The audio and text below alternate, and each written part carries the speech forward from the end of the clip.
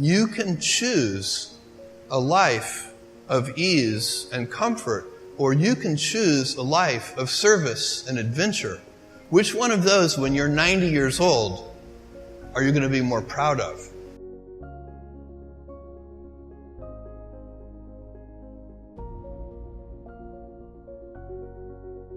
No matter how good we are, we can still be better. You can always be better.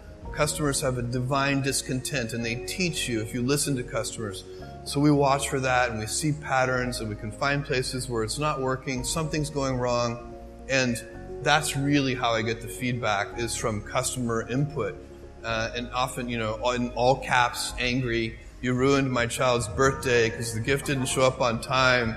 And we take that, and what you really want to do is you take that, it's an anecdote, it's a single example, but you need to find the root cause. What went wrong deep inside the system? How did this happen? Because then you can fix it for everyone, so that particular problem will never happen again. You don't just fix the symptom, you have to fix the root cause. And that's been the secret to our operational success for 20 years. There are a lot of things that are a waste of time. When you think about your life, I often tell people that I work with, if you can get, because people have very high standards for how they want their work life to be. And I said, look, if you can get your work life to be where you enjoy half of it, that is amazing. Because very few people ever achieve that. Because the truth is, everything comes with overhead.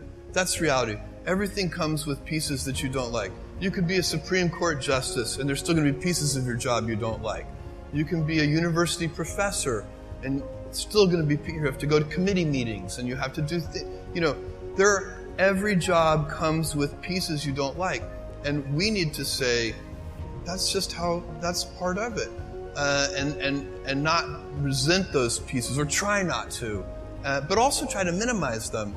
I tell senior executives, you should have the least stress. There's this weird, I think, false idea that CEOs, I'm a CEO, there's this false idea that CEOs are under the most stress. Well, I look at that, I'm like, why? You're in charge. Why don't you delegate the stress? It's your choice. And so you have to figure out how to set up your life in such a way that you can minimize the things. And I find people don't dislike hard work. What people dislike is being out of control. Like, they can't control their life. They can't control their environment. This happens to me when I get overscheduled. I hate being overscheduled. I want some time to be able to think and free myself. We all have the same amount of time in the world. Nobody has more time than anybody else.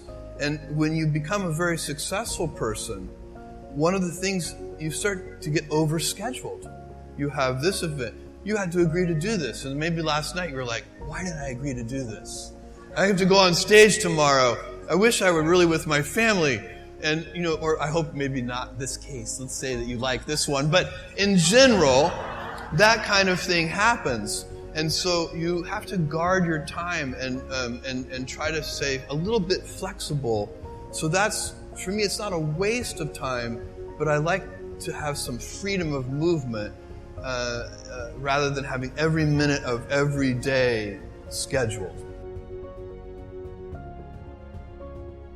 So a young person starting their career, I think there are probably a lot of things. Some of them are very well known and people have heard them many times. They're still true. One of those that you should always focus on, a young person should find something that they're passionate about to do.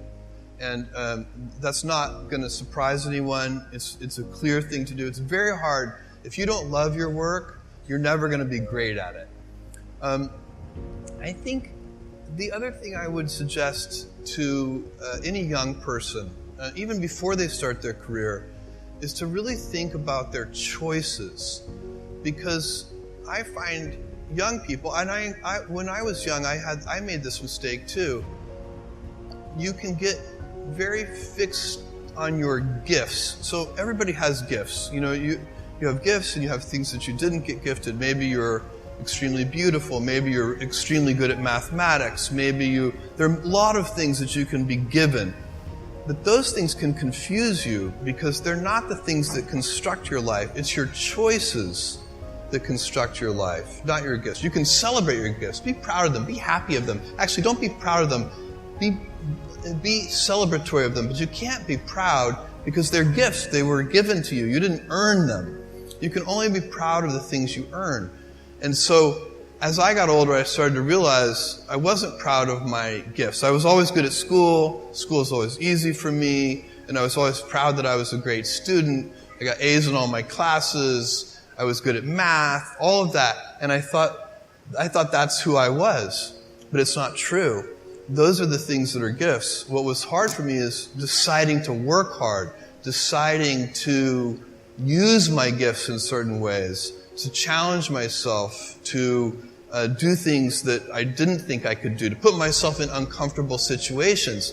I would say to a young person, you can choose a life of ease and comfort, or you can choose a life of service and adventure.